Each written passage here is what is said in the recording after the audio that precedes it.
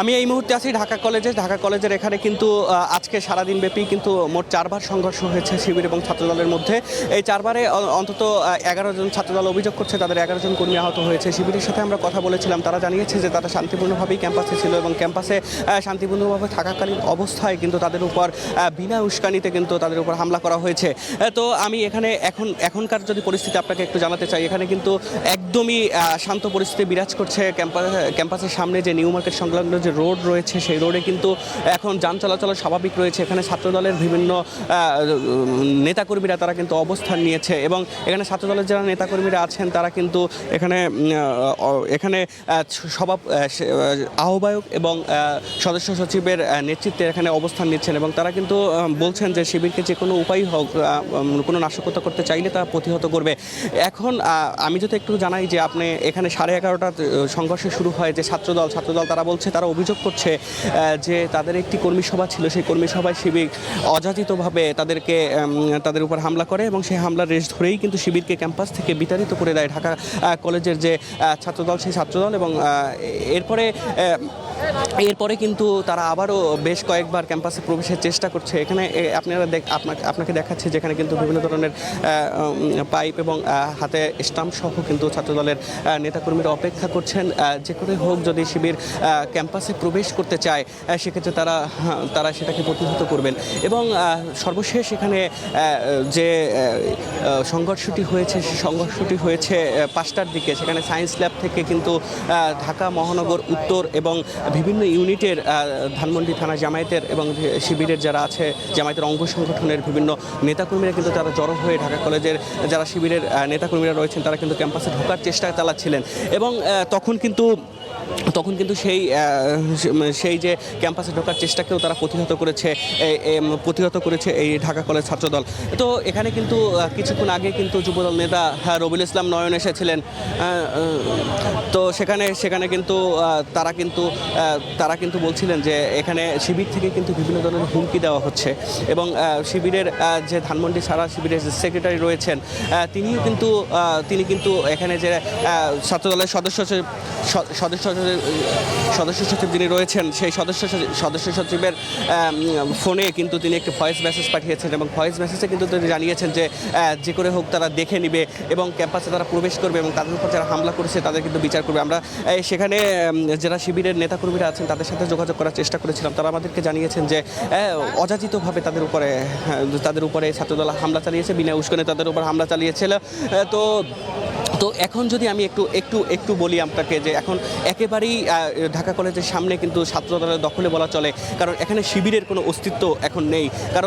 কারণ শিবিরের সাথে বারবার ধাওয়া পাল্টা দেওয়ার সর্বশেষে তারা কিন্তু এখানে শিবিরকে তাড়িয়ে দিয়েছে এবং শিবির কিন্তু এখন ক্যাম্পাসে প্রবেশ করতে পারছে না এবং ক্যাম্পাসের যে মূল ফটক সেই মূল ফটকে কিন্তু ঢাকা কলেজ ছাত্রদলের আহ্বায়ক এবং সদস্য সচিবের নেতৃত্বে বিভিন্ন পর্যায়ের নেতাকর্মীরা কিন্তু এখন দখলে রেখেছে এবং তারা এখানে বলছে যতক্ষণ পর্যন্ত না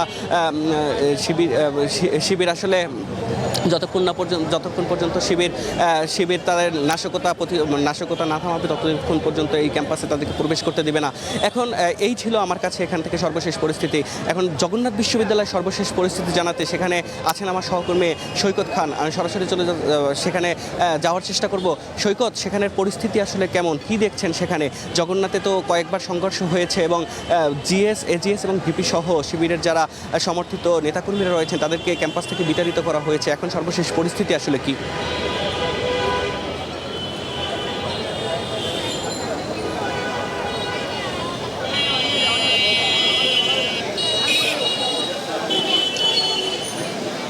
যেমন সিফাত আপনি জানাচ্ছিলেন যে ঢাকা কলেজের সর্বশেষ পরিস্থিতি, আমি বর্তমানে আছি যে যদি বলি আজকে সারাদিনের যে সংঘর্ষ এবং সংঘর্ষের যে মূল কেন্দ্রবিন্দু এই জগন্নাথ বিশ্ববিদ্যালয়, এখান থেকে সংঘর্ষ যদি প্রথম থেকে শুরু থেকে যদি আমি একটু বলে যাই যে সকাল 10:30 11:30টার সময় একটি জুলাই অভ্যুত্থানের আলোকচিত্র প্রদর্শন এবং এই জুলাই অভ্যুত্থানের একটি অনুষ্ঠান চলছিল। এই চলাকালীন এই সময়ের মধ্যেই ছাত্রশক্তি তারপর হচ্ছে যে ছাত্র শিবিরের নেতাকর্মীরা বিভিন্ন প্লে কার্ড নিয়ে ওই অনুষ্ঠান স্থলে যায় এবং তাদের বিভিন্ন দাবি দাওয়া তারা উত্থাপন করতে চায় যে ইউজিসি চেয়ারম্যান, তাদের ইউজিসি কর্মকর্তা আছেন তাদের কাছে, যে আসলে আগামীতে যে বিভিন্ন ইউনিভার্সিটির যে চিকিৎসা ব্যবস্থা থেকে শুরু করে আবাসন ব্যবস্থা এবং বিভিন্ন তাদের যে দাবি দাওয়াগুলো ছিল তা উপস্থাপন করতে প্লে কার্ড নিয়ে তারা আসলে ওইখানে অবস্থান করে। কিন্তু একই অনুষ্ঠান বাকবিতণ্ডা শুরু হয় আসলে প্লে কার্ড নিয়ে একটা হট্টগোল শুরু হয়ে যায় ছাত্রদল এবং ছাত্র শিবিরের মাধ্যমে শুরুতেই।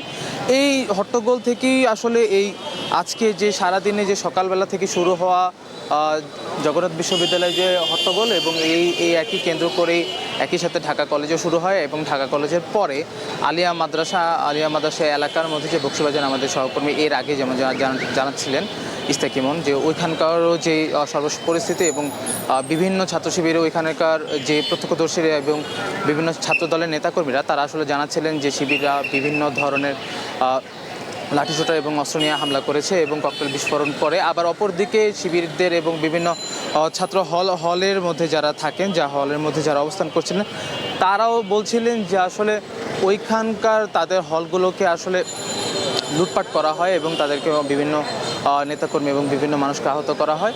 আর আমি যদি এই বর্তমানের এই জগন্নাথ বিশ্ববিদ্যালয়ের কথাটি বলে থাকি যে সকাল থেকে শুরু হওয়া 11:30 থেকে যেই আন্দোলন এবং যেই শুরু হয়েছিল সেটি এক পর্যায়ে আস্তে আস্তে বেলা 1-1:30 পর্যন্ত চলে। 1:30 পর্যন্ত চলার পরে ওটি শেষ হয়ে যায়। এরপর থেকে ছাত্রদলের বিভিন্ন নেতাকর্মীরা এবং বিভিন্ন যে অঙ্গ সংগঠনের নেতাকর্মীরা তারা এই পুরো ক্যাম্পাসটি জুড়ে তারা তাদের অবস্থান নিশ্চিত করতেছেন যাতে কোনো ছাত্র শিবির জাতীয় ছাত্র শক্তি এবং বিভিন্ন অন্যান্য বামপন্থী নেতারা তারা যাতে কোনো রকম অবস্থান করতে না পারে এবং বিভিন্ন ধরনের কোনো আশঙ্কা সৃষ্টি না করতে পারে। অপরদিকে এখানকার যদি আইন শৃঙ্খলার কথা বলি তারাও আসলে এখানকার তৎপরতা দেখা গিয়েছে। বর্তমানে এখানকার কোনো রকমের সহিংসতা এবং সংঘর্ষ দৃশ্য দেখা না গেলেও আশা করা যাচ্ছে আইন শৃঙ্খলা রক্ষাকারী বাহিনীরা আমাদের জানালো যে এখানকে যে আর কোনো আগামীতে বা আগামী কিছুক্ষণের মধ্যে সংঘর্ষ হবে এরকম কোনো শঙ্কা নেই। তো রাজধানীর জগন্নাথ বিশ্ববিদ্যালয় থেকে এই ছিল আমার কাছে সর্বশেষ।